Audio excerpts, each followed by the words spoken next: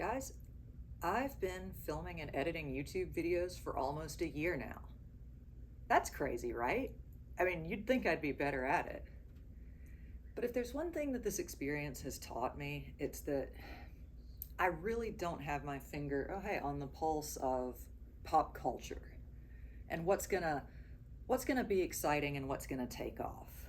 My idle commentary was far too late. Everybody was already bored and it had been ripped to shreds more entertainingly. Scott Pilgrim didn't take off the way that I hoped.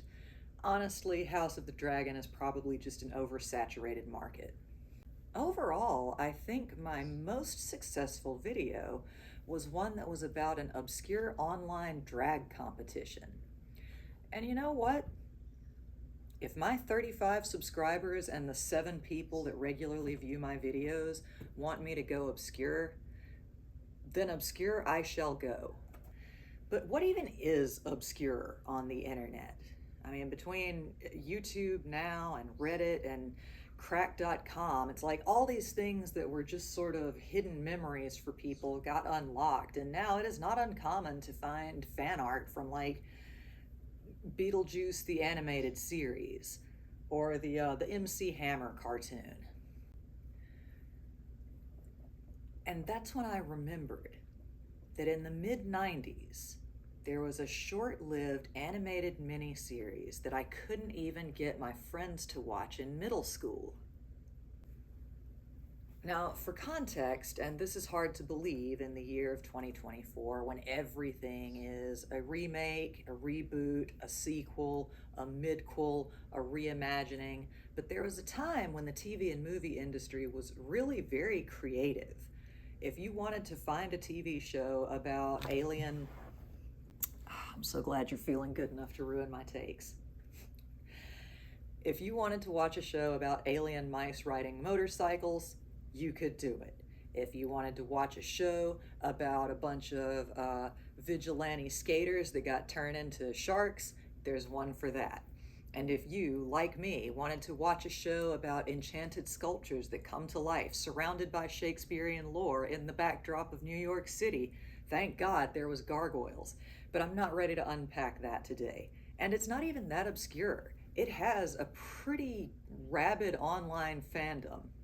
Not rabid, but dedicated. Like, we've been there for a long time. I'm so sorry, I think I have cat hair on my face. Thank you, Cricket. But this one is, it's largely forgotten. And I sincerely believe that, because until about 10 days ago, the only place that I could watch it was a ripped copy on YouTube that had under 30,000 views on the most viewed video. Like, for context, there's Ben and Juliet Lost music fan videos with more views than this. It was not available to stream anywhere that I knew of, and finally now, I am ready to share it with you. And IMDb would have you believe that it is called Legends of Sarmodi, the story of Siegfried and Roy. But I, and time agrees with me, remember that it was called Siegfried and Roy, Masters of the Impossible. Now, when I think of me compared to the average person on YouTube, or even in my friend group, I'm probably a little older than most of you. So for some of you, you might be like, wait, that's pinging something in my brain, but I honestly can't remember what. Some of you, it may have no recollection at all. But for those of you that need a quick introduction, Siegfried and Roy were an entertainment duo, a combination illusionist and big cat handler that traveled the world, basically were the headlining magic act in Las Vegas for years, and honestly reaffirmed my belief in soulmates in a very wholesome way. And truthfully, if you're not familiar with them, you really should be. Hey, Digby. And so for that reason, I'm going to get 2 of my most trusted historians, Roderick Red and C.T. Jenkins, to give you a brief history of Siegfried and Roy, the real people, before we get into Siegfried and Roy, the cartoon men. In 1939, in Bavaria, Germany, Siegfried Fischbacher was born to a housewife and a house painter turned soldier turned prisoner of war turned alcoholic. Though obviously his childhood was very grim, he developed an early passion for magic, purchasing a book of illusions as a child and practicing religiously. According to him, when he made a coin disappear in front of his father, it was the first time that the man smiled and took notice of it. In 1944, as bombs fell on Oldenburg, Germany, Roy Horn was born to a factory worker. He had a passion for animals from an early age, and luckily for him, a family friend worked at the zoo. So he had access to all the exotic animals that a young Roy Horn could dream of, and that was quite a few. He claimed to have a special connection with animals, and by all accounts, he might have, if only through sheer fearlessness. The two of them met while working on a luxury cruise. Siegfried was working as an illusionist, and one day invited the server, Roy, on stage to assist with a trick. When it was over, he asked Roy how it felt to be part of it, to which Roy replied, could have been better. How so? Well, you made a rabbit appear, but could you make something bigger appear? Yeah, I can make something bigger appear. Really? So Roy did the most logical thing and smuggled a cheetah on board the ship. They performed the appearing cheetah trick to an absolutely awestruck audience that went wild, and they got immediately fired. And you know what? Fair farts to the cruise line, but I hope somebody from security also got fired. Yeah, otherwise it looks like they're just punishing ingenuity instead of incompetence.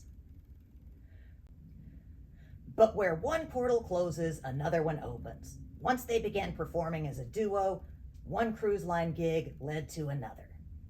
They were scouted to come to Vegas to be part of a long lineup of magic acts.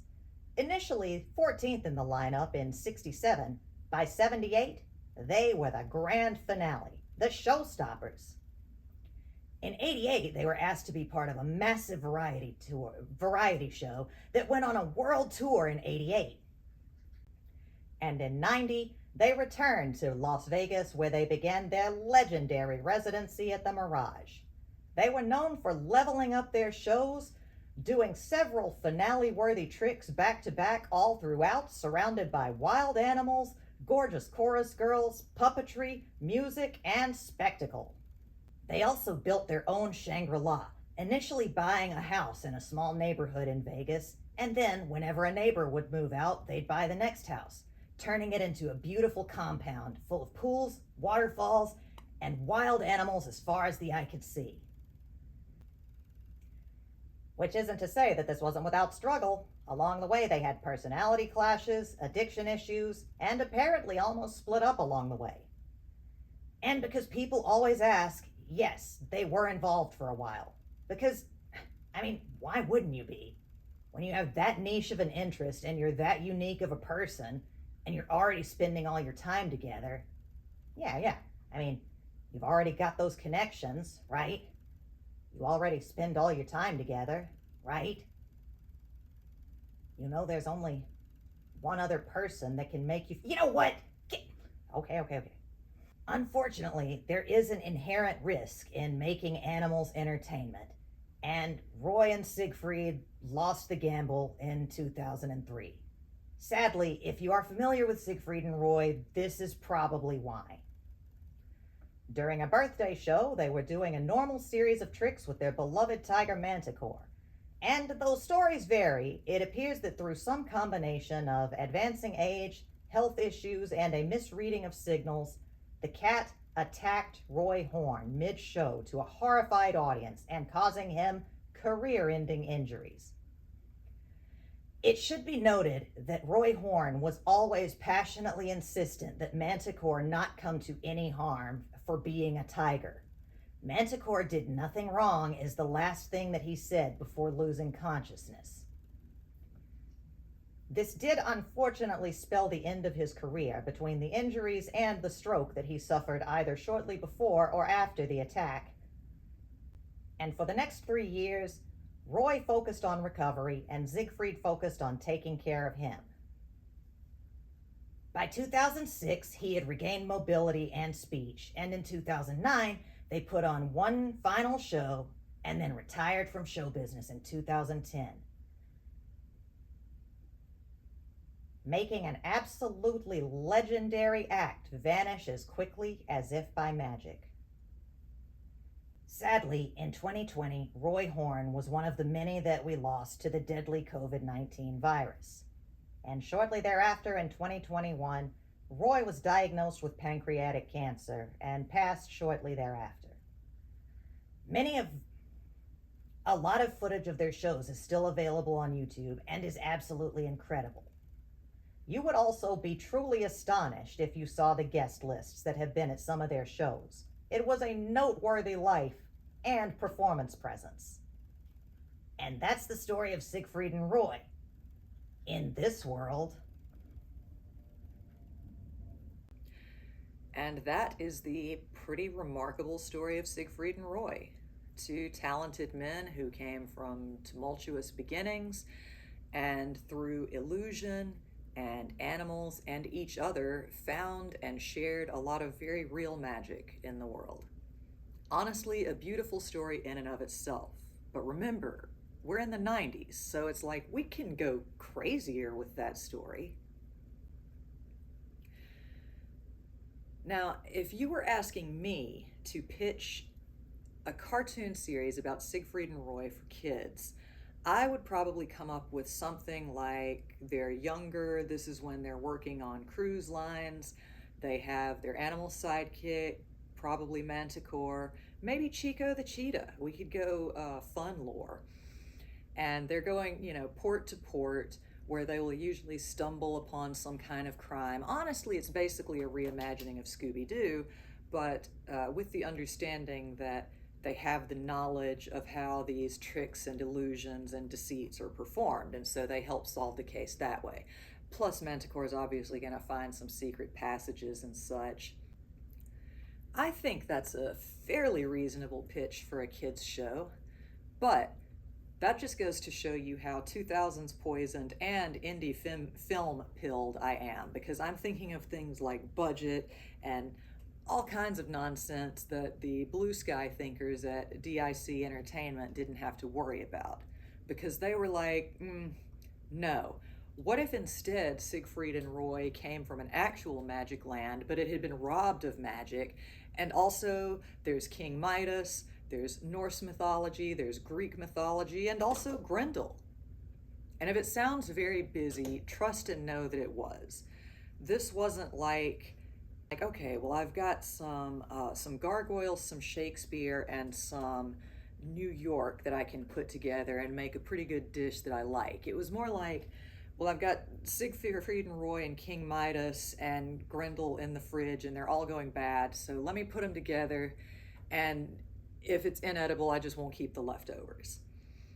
I'm not gonna say that it's good, but I am gonna say that it captured my imagination in the way that I think that some kids get it and some kids don't. How much did you enjoy taking your toys from different franchises and making them fight? Or not even fight, get along, coexist. And I think that's going to be kind of, your mileage may vary as to how much you and the other 30,000 people who remember this felt about it as a kid. Actually, you know what? It's probably closer to like 28,000 of you, because a few thousand of those views are mine, because I revisit it every few years to make sure that I remember it right. With all that out of the way, I'm going to get into an outfit that's a little more appropriate for the world of Sarmodi and get into the plot with you. The magic is back! Oh gosh, I thought that was going to be so funny. That was a bad idea. See, this feels more appropriately magical mystical for the land of Sarmodi. And so let's travel there. I'm opening a portal to pull you through. We begin with one of our lead performers pulling double duty by providing some narration to tell us about the history of Sarmodi. The overview is that it was once a land rich with magic until one day when Titans, which is pretty much interchangeable with gods here, came through stripped the land of all the magic, took anything that was good back to Endland, which is their realm, with them, and locked away anything that was bad or too powerful to control somewhere called the Oracle of Phrygia. So with that backstory out of the way, let's join this brunette man who is running through the forest with his white tiger. He's carrying a tome called the Book of Sarmodi, which he does not want falling into the wrong hands. So he calls up the most trusted person he can think of, his amazing, beautiful bird Jupiter, and sends her ahead and says, take it to the nearest village. Jupiter, come quickly. I need you.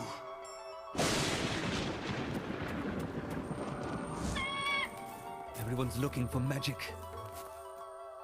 Should this book fall into the wrong hands, all hope will be lost. Make for the nearest town and wait for me there. And then hides with the tiger. So this is Roy, our animal expert. He is performed by the legendary Jeff Bennett. You've heard his voice work in something. Because of my age and interests, I mainly know him as Brooklyn from Gargoyles and the titular character Johnny Bravo. But if you're a little bit younger than me, you might be more familiar with him as Kowalski from the Penguins of Madagascar, or Petrie from the Land Before Time sequels. If you've heard Lumiere in any Disney property after the late great Jerry Orbach passed, that was Jeff Bennett, except in the crappy live action one. Don't worry about that. The point is, if you've watched a cartoon as a child or with a child in the past 30 years, you've heard Jeff Bennett's voice in something.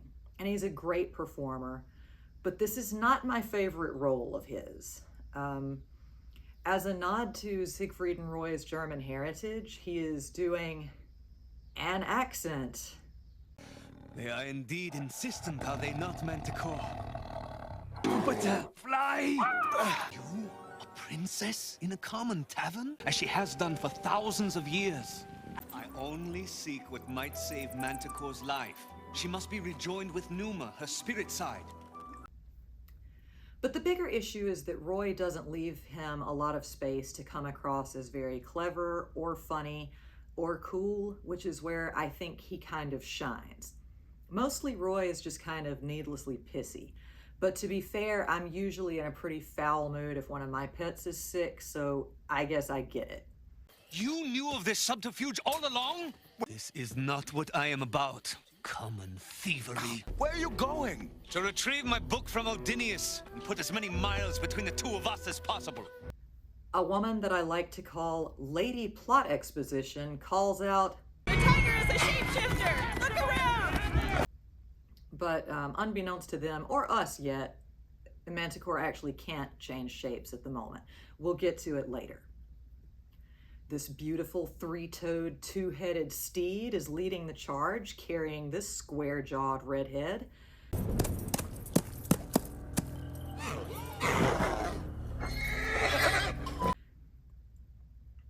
He is obsessed with finding magic that he insists is creeping back into the land, even against the advice of his advisor, I think. They're never super clear on this guy's role. His name is Odinius, I know that. He says, "What King Midas wants, King Midas gets." Cha! And you might be thinking, wait, King Midas? Phrygia? Are we not in Greece? No, we're in Sarmodi. I told you that already. Try and keep up. Midas is essentially on an obsessive quest to amass as much power and wealth as he can, for reasons that we will get into later. His son Mallory picks up the trail and they head into the village of Phrygia. They head west to Phrygia! As they ride away, we see the reveal of this thing.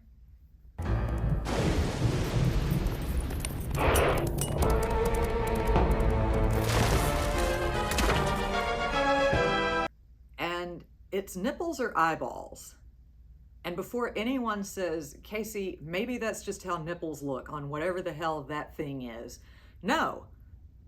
Despite the many animation shortcuts that are taken in this film, those eyeballs are not one of them. They're functional. They look around, they blink a couple of times. Very strange.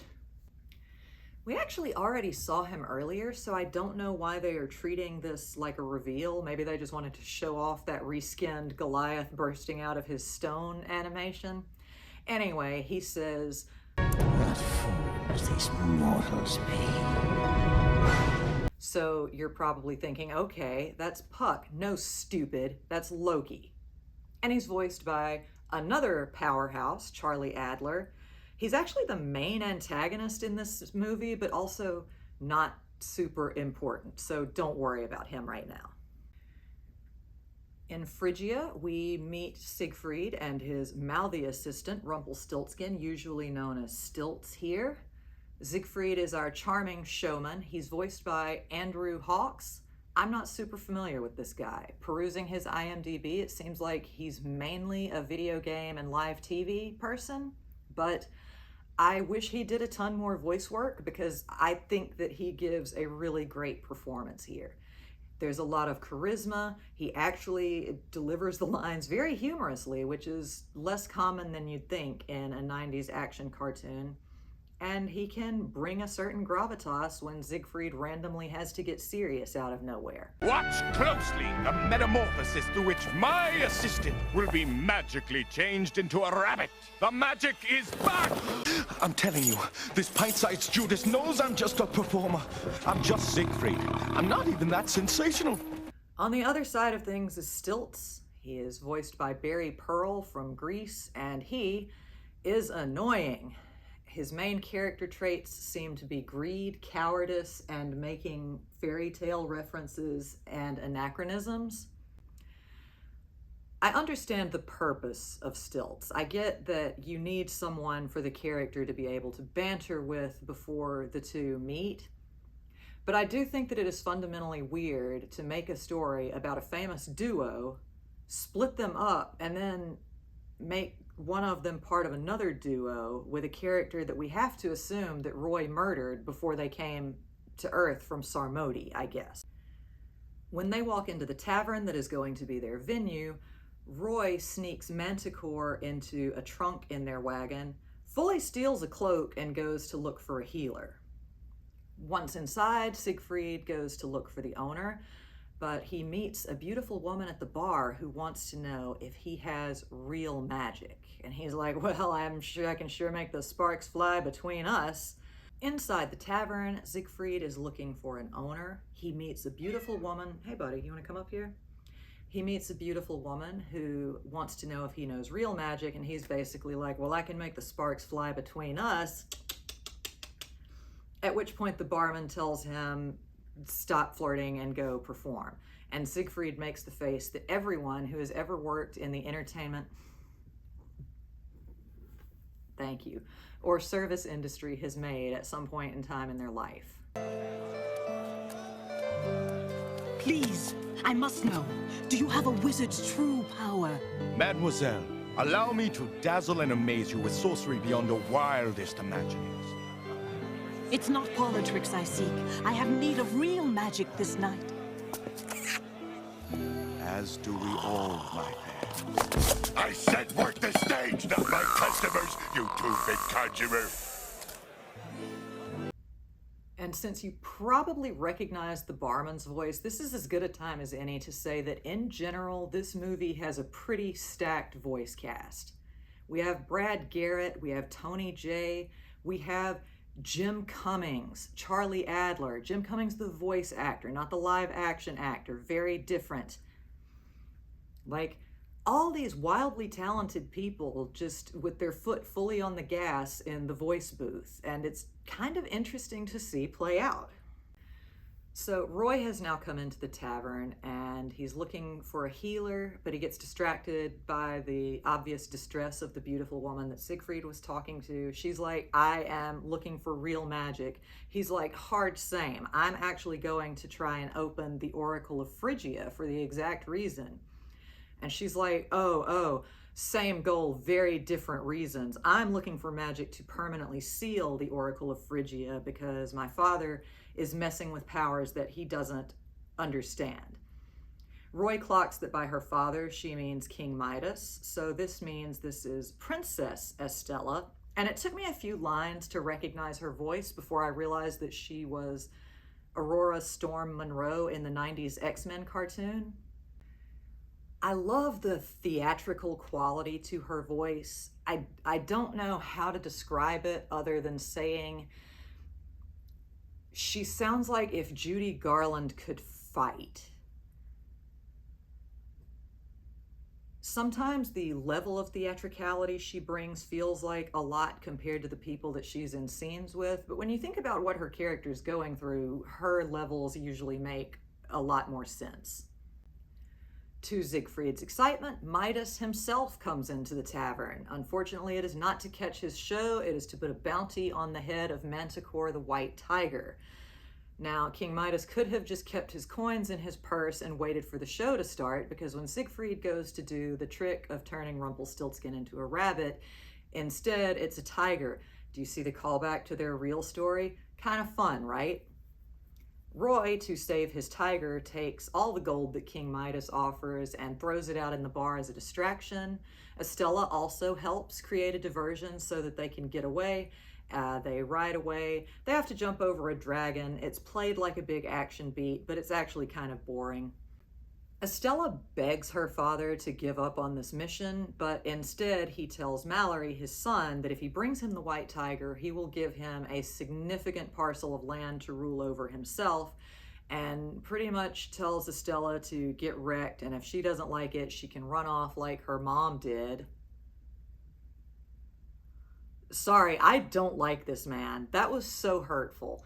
Mallory makes this face, by which we can assume that maybe there is some rivalry between the two siblings.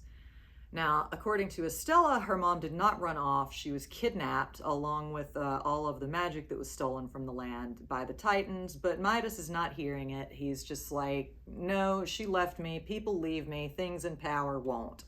So Estella's like, all right, I guess I need to seek reason elsewhere. So Estella and Odinius go to find Siegfried and Roy. And I should add that as a child, it's here that I started getting really excited that they were going to have like a hot girl sidekick as well as an animal. But then I remembered that she's King Midas's daughter, so while she does have a storyline ahead of her, it is probably not one of adventure. They find Siegfried and Roy in a cave, and they are administering some healing herbs to Roy. Estella and Odinius sneak a look at Roy's book and discover that it's a recording of all of the prophecies of the last seer of Sarmodi, and it also contains a map to Endland, which I'm gonna try not to say England, and if you recall, that's where the Titans live. When Roy kind of regains consciousness, he explains that he's trying to open the Oracle of Phrygia because when the Titans stripped the magic from Sarmodi, they also separated Manticore, his tiger, from Numa, her magical spirit. And so she can't shapeshift, but more urgently, she can't turn back into a kitten and extend out her life. And that's why he wants to reopen it. So King Midas and some of his soldiers burst in. Stilts has sold them out for the reward money. What an absolute wad. They drag the two of them to the Oracle of Phrygia and demand that they use Siegfried's magic to open it. Now Siegfried comes up with a plan to set off some smoke bombs and they can disappear. Actually, a lot of Siegfried's magic just comes down to throwing out a smoke bomb and using it to make an exit. You know what? Do what works for you, but honestly, I think the real Siegfried would have been a little disappointed in your lack of creativity.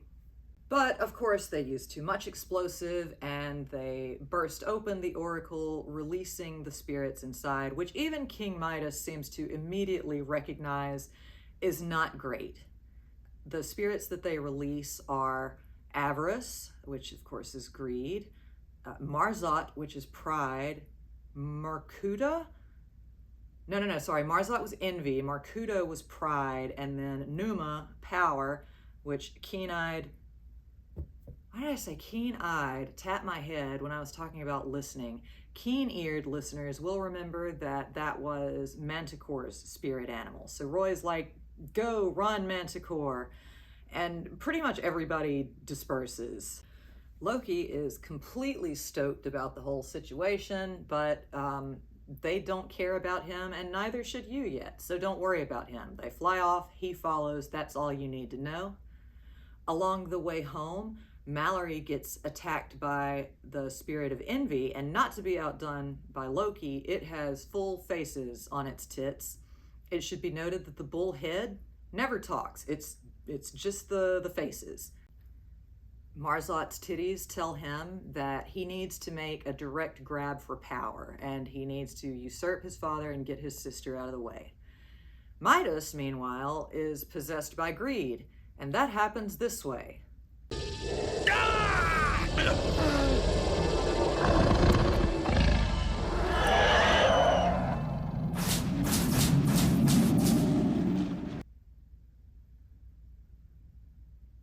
I'm only calling attention to it because we see it 2 more times. One, a repeat of the animation, literally beat for beat that we just saw, and then another time.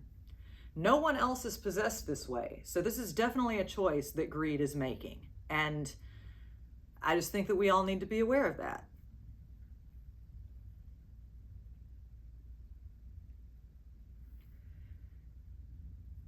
So now the crowd that was already angry that they didn't get to cash in on their bounty is fully furious that curses have been unleashed on their world, and they have decided the best course of action is to lynch Siegfried and Roy. They're going to do it by basically rolling them through this open air furnace. That doesn't seem like the most efficient thing, but that's what they're going to do. However, Siegfried he realizes that this is his wagon and there's a secret compartment in there, so he and Roy hide in it. And when it comes out on the other side, it looks like they've just disappeared. And as the empty cart rolls out of town, all of a sudden, this whole other creature, not one of the entities that we haven't even seen before, just erupts from the ground and starts raining hell on the villagers. They are terrified, but Prince Mallory's like, wait, I can use this. Actually, Marzot tells Prince Mallory, you can use this creature. It can help you get rid of your sister. And I still can't believe how they are going to try and go about this. So the cart comes to a stop outside of town, and that's where it's revealed that Rumpelstiltskin, he did sell them out and collect a reward. He just had a plan to get him out of it. And I understand that it would have been better to not sell them out, but Roy is angrier about this than he should be. He wants to go their separate ways and never speak again, but Siegfried is like, wait, Roy, let's get your book back. We can find a way into the castle through the catacombs. I can get my magic stuff, and you can at least get your book and try and help your cat. At that point, Estella catches up with them and is going to help guide him through the catacombs, and meanwhile catches him up on the whole situation with her stupid father. She very casually and naturally says this line.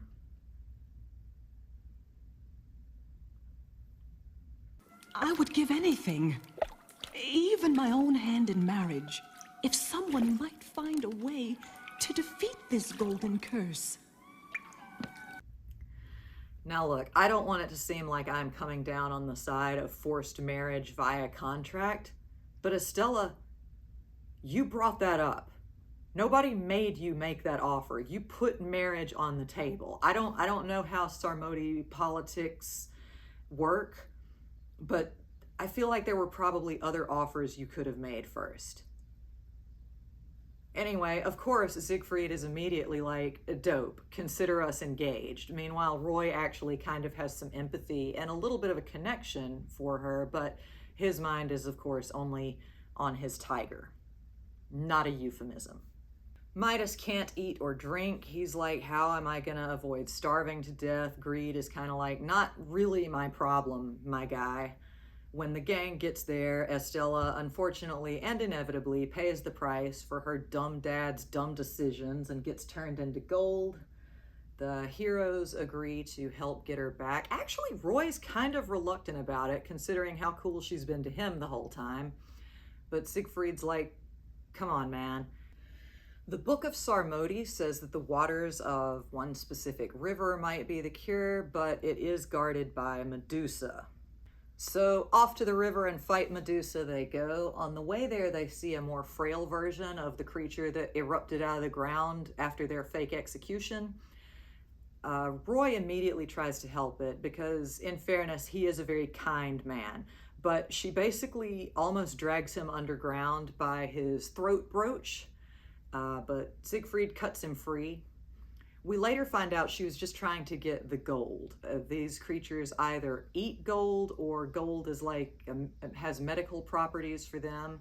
The guy that we saw earlier is Grendel, and this is his mother. He is very kind and tender with her, and the voice that you're trying to recognize is Captain Gantu from Lilo and Stitch. And he's very sweet here. I think he does a great job. I'm so tired of saying that, but it's true. They all deserve to hear that they did a great job. They defeat Medusa the way that people always do. Mirrors, etc., etc. They get some of the water, take it back to Midas, but they see that the creature from before, which is Grendel, is just completely cocking up the village and attacking it. But it turns out that this is actually staged. Prince Mallory wanted to publicly defeat the monster, so this is just some WWE style beef, and it's all been arranged in advance, and he's like, you get me some good PR with the people and I will get you all the gold that you can stand. They cure Midas, giving him the water kind of like I have to give medicine to my dogs. They kind of have to really jam it in there. And then once he's cured, he, rather than immediately embracing his daughter, bringing her back to a life and apologizing profusely, he starts touching things that you might like to be gold, like plates and silverware and a table. Rumpelstiltskin grabs a golden apple, but he is actually the only one with any foresight. And about that time, Grendel bursts in like the Kool-Aid man before they have a chance to ungold Estella, grabs the gold statue and bounces. It's like, yeah, wouldn't it have been great if there had still been a giant gold table in the middle of the room, and he probably would have grabbed that instead. Roy is once again completely content to leave Estella swinging, but Siegfried's like, please, this is my fiance. And going forward, he's weirdly serious about the whole fiance thing. Oh, I forgot to add, Loki was looking on this whole time and he got corrupted by pride. Got it? Okay, forget about him again. So in the tavern that we see earlier, someone in a cloak is someone that they're trying to treat like it's a mystery, but like we can hear his voice and we can tell it's Mallory. Prince Mallory is meeting with the fairy pickpocket guy, voiced by Tony J, Judge Claude Frollo. He's looking for a seeker, which is initially like kind of an ugly, cute squat thing. It's a little bit like an organic, like strike drone with a VR thing. Except, unfortunately, to participate, you have to do this.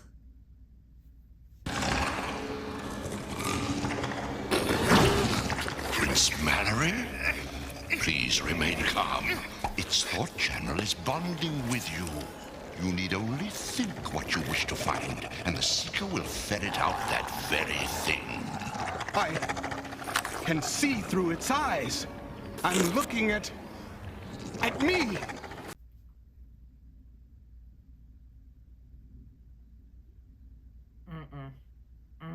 Absolutely not.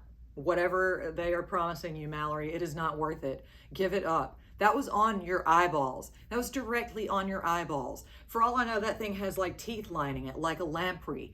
You guys, I hate eyeball stuff so much. That was so gross. I can't even believe they included it. And the guy's like, be calm, Prince Mallory. They're just chewing on your eyeballs. Ugh. Siegfried and Roy are looking for Grendel. Stilts offers to guide the way, but it turns out that Siegfried is weirdly racist. Now see, what we need is a guide of the highest order, like me. I'm part gnome, you know. Oh yeah, on my mother's side. Family doesn't like to talk about it, though. You want me to trust a gnome to lead the way to Estella? Forget it. This is my fiancée we're talking about, Stilt. I'm sorry, what? How long have you guys been working together? And you're just comfortable saying that in front of Stilts? I don't like you, Stilts, but like, are you okay? I also don't care much for the way that he said gnome. He made it sound like a slur, which is a talent for an actor to have, but maybe not a quality that you want in your hero character. Oh, come on. She's just another girl. You've left a trail of broken hearts across the four corners of some moti. Remember when you dated Rapunzel? Little man, you don't know what's in my heart. So kindly keep your yammering to yourself. Well, I'll be an orc's uncle. Maybe he does care for this. And weirdly straight, and I know I already said it, but he's weirdly in love with Estella now. Literally the only thing that changed between him being like, ooh, I could contractually force this woman to marry me, and now is that she turned into gold. So, I don't know, maybe he's gonna pawn her. Mallory's disgusting seeker. Oh, I thought that thing was so cool. Like, I trusted it, and then it did eyeball stuff. It catches up with the dudes, it blows some fireballs at them, but it just blows up the ground underneath them. They tumble down into a cavern, and that actually leads them pretty much to Grendel, where he is, and guys, this is so horrifying, he's getting ready to melt the statue of Estella. It's not a statue, it's Estella. It's her. She just is gold. And he's going to melt it into a soup to help get his mom better. I'm sorry, that's so horrifying to me. Anyway, they explain the situation, and he's sympathetic, but he's also like, I don't know her, and my mom is my mom. And the only reason that they save Estella is because they throw some of that extra water on her, and she becomes human again. So, of course, now Grendel is furious that they ruined his chance to cure his mom, but then they give him the apple that Stilts took earlier, that's still gold, and they say, use this for now, and we will give you the rest of our reward money. You can melt it down and do whatever you need for your mom. Although it's also implied that the gold has completely vanished because Midas's touch is pulling it out of the ground, so like you would think once Estella was uncursed, maybe some of it would return. But that doesn't matter. Like, they're good dudes. They're not trying to kill this creature in exchange for saving the princess. And that's what sets the two of them a little bit apart from your average heroic duo.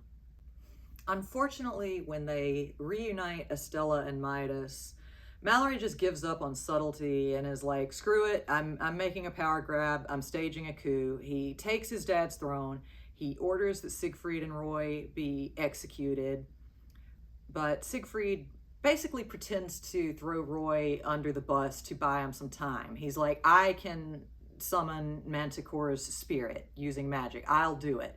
Don't worry about him. I don't know him.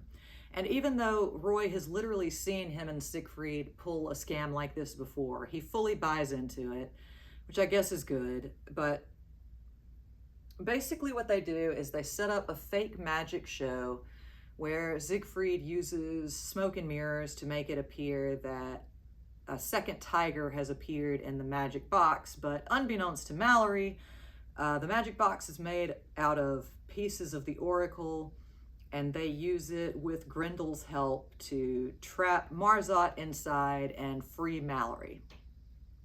And to Mallory's credit, he is immediately and immensely contrite, but his father and sister are remarkably forgiving.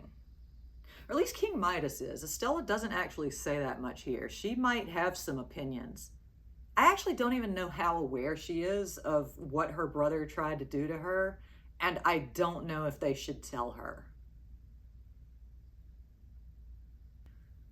But the point is, all is forgiven. The real Numa shows up. Roy's like, there she is, Manticore, go reunite with her. And then I realize why I only remember the first 2/3 of this movie. Okay, you guys remember Loki, right? So he shows up, just cackling his ass off. He lassos Manticore with Numa.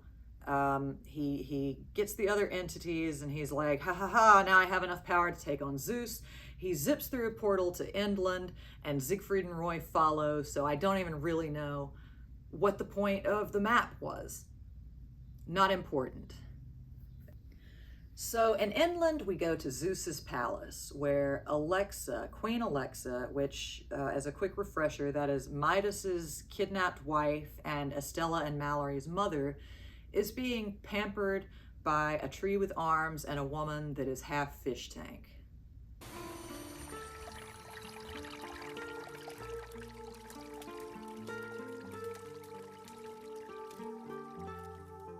"'Tis nearly time for your wedding to Zeus, milady. He will expect you to wear the crown of eternal beauty."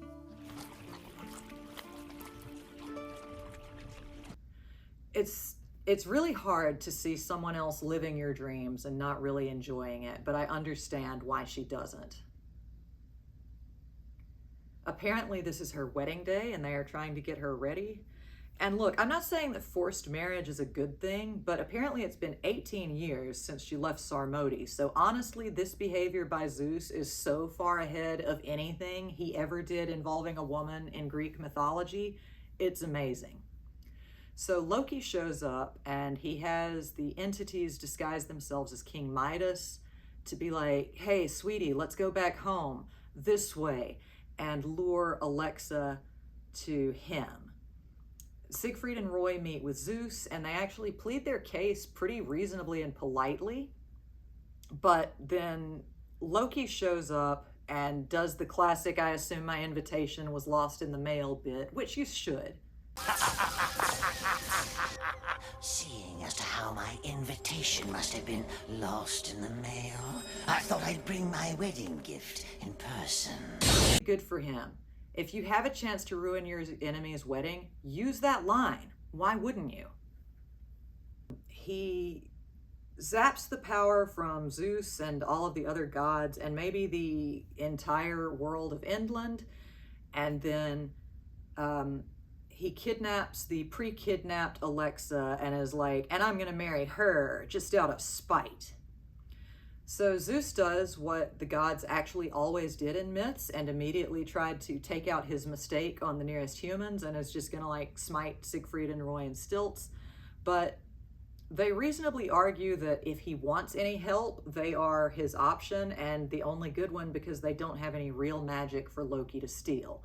So he's like, "Yeah, fine, go defeat Loki and I'll return magic to Sarmodi." Oh, I forgot to say that like Zeus gave us Loki's whole backstory, but like we know. The only thing that we learn is that I guess Zeus himself didn't kidnap didn't kidnap Alexa. Loki kidnapped her and offered her to him in exchange for opening the oracle and he refused. So I guess that's why he's stealing her now.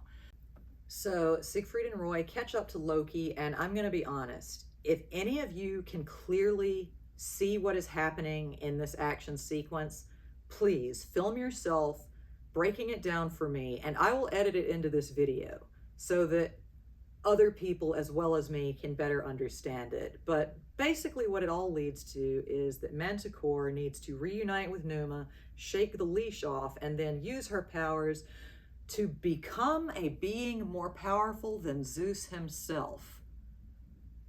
Was that an option the whole time? Like, I feel like if anyone had said that, everyone would have prioritized finding Numa a little bit sooner. But so Loki is dispensed with. They go back to Zeus, and he is a full bitch about the whole thing because they want to take Alexa back to Earth with them. It's Roy that points, no, it's actually Stilts that points out, "You said that we could have what Loki stole from Sarmodi, and she was stolen too." And then Siegfried and Roy, who were like fully gonna make someone honor a verbal contract to marry him, is like, look, she deserves some choice in this too.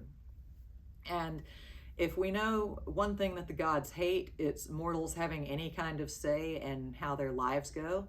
So he basically is like, "Okay, fine, then take the fiance that I didn't even have, but I'm gonna keep the magic. Sucks to suck, losers. Hope you get your magic back some way, but it's really not my problem." And sends them back. Honestly, probably the best and most realistic portrayal of the behavior of Greek gods that I have seen in this or any other children's media.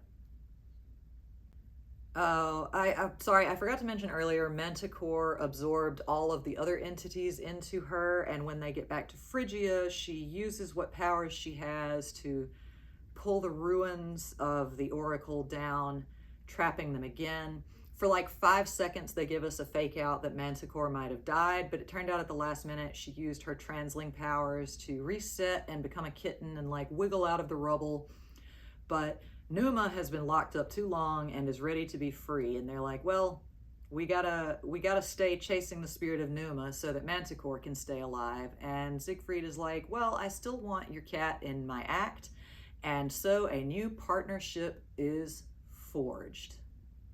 Now, unfortunately, the version that exists on YouTube cuts off before you get to the end credits, but they're pretty great. It was weirdly consistent in the 90s to write a song of just hot nonsense lyrics and then give it to an incredibly talented vocalist to wail on some high notes and cash a check, and it's played over footage of some of their real magic shows, which look amazing.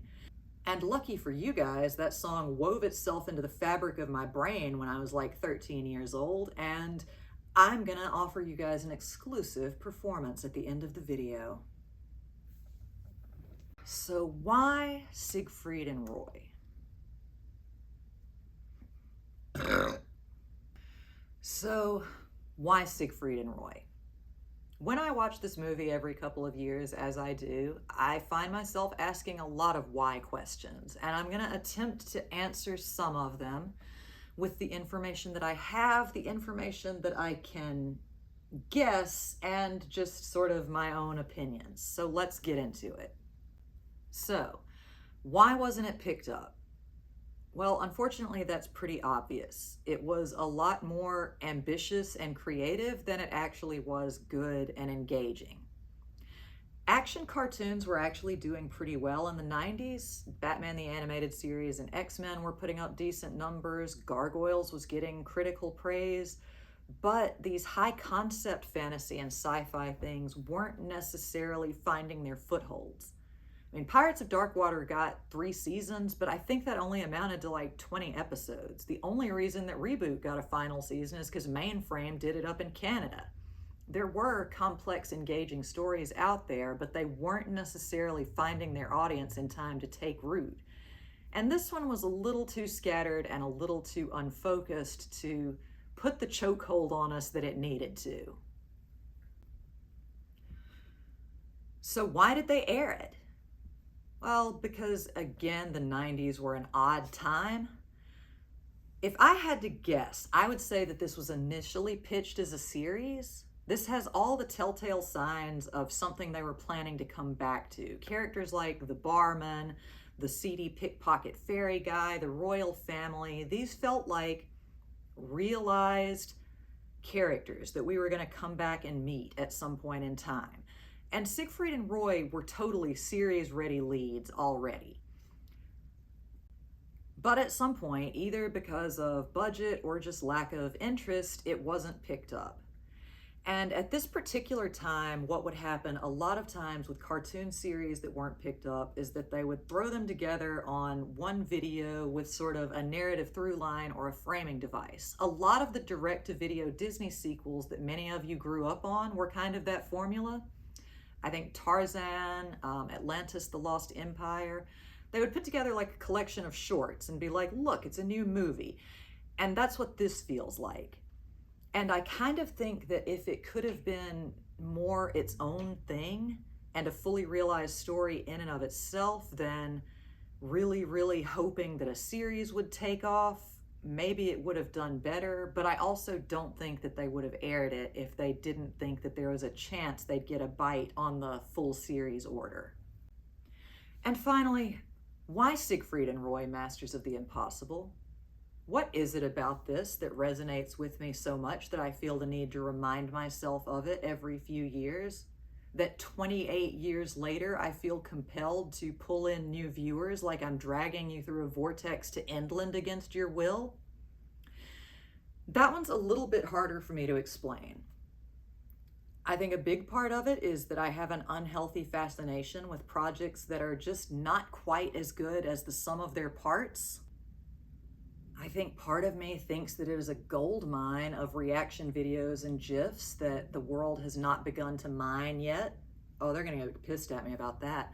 I think it is a gold mine of reaction GIFs and videos that the world hasn't begun to mine yet. Part of it is that I know that when I was a child, I was directly inspired by stuff like this. So most of my early fiction is, you know, a lot of muddled lore and busy, confusing stories. But I think the biggest factor for me is just the level of creativity involved.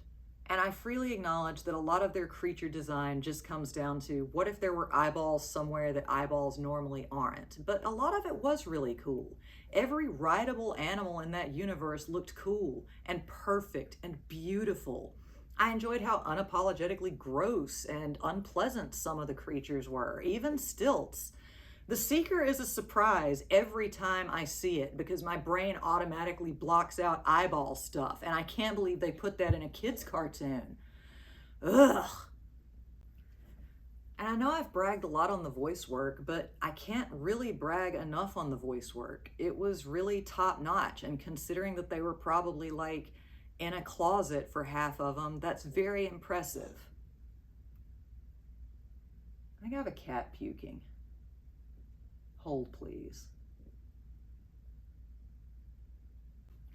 I feel like in a perfect world, there's a version of this where they didn't try and pitch it as a series, but just made it its own thing.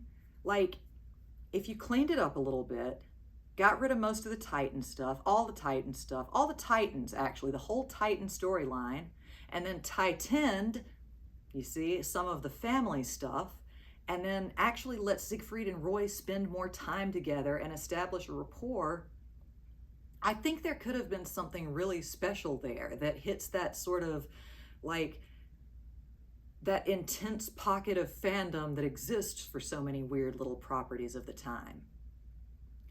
If I had it to do differently, I kind of wish that they would have turned Mallory to gold instead of Estella, and then that way she could still have adventures with them. And Stilts could keep guard, far away somewhere, not talking. Actually, you know what? What if Stilts was turned to gold with Mallory? Like, he tried to save the brother, he actually does something heroic, he gets turned to gold for it, and Siegfried is like, I have to go help my friend. And Estella's like, wow, this guy's not as big of a piece of crap as I thought. And we don't have to hear Stilts talk anymore. And doesn't it make sense narratively for a guy who has been obsessed with being able to turn things into gold to be turned into gold himself? I think that's interesting. But I also think I'm very smart. You can still have the kind of open end and be like, we're always going to have to be on the hunt for Numa, for Manticore's sake. I think that the promise of more adventures to come is great if the adventure that you just finished is satisfying enough. It was really well done in a few years later in a buddy-led animated movie called Road to El Dorado. And maybe here in 2024, where everything is a sequel or a reboot or a prequel or a midquel or a reimagining, instead of taking something that is already great and making it crappy like Beauty and the Beast or The Lion King, maybe we could take a seed of a good idea that didn't quite sprout the way that we wanted it to. Maybe it's time to revisit Siegfried and Roy, Masters of the Impossible.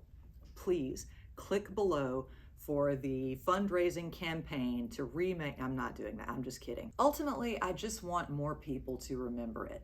And look, I'm not trying to start a charity for any of these people. They're still working, they're busy, they have projects going on to this very day, like Mr. Burcham, apparently.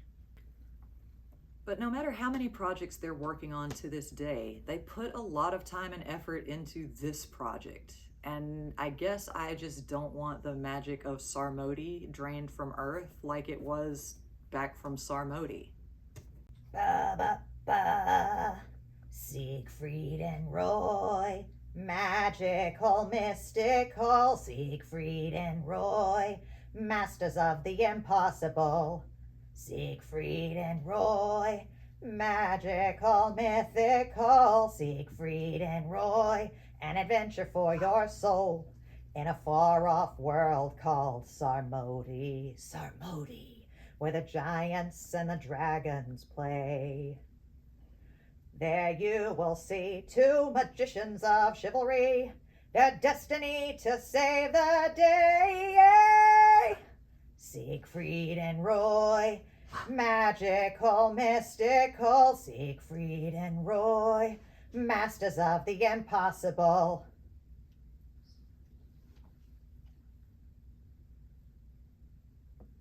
Sorry, just popping in to say that I didn't have anywhere else to put this, but when I was watching one of the documentaries that I was watching for research,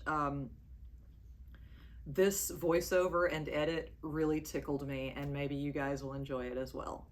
Thank you so much for watching. The substance abuse problems put a rift to where at one point they almost split. That was probably the most dangerous time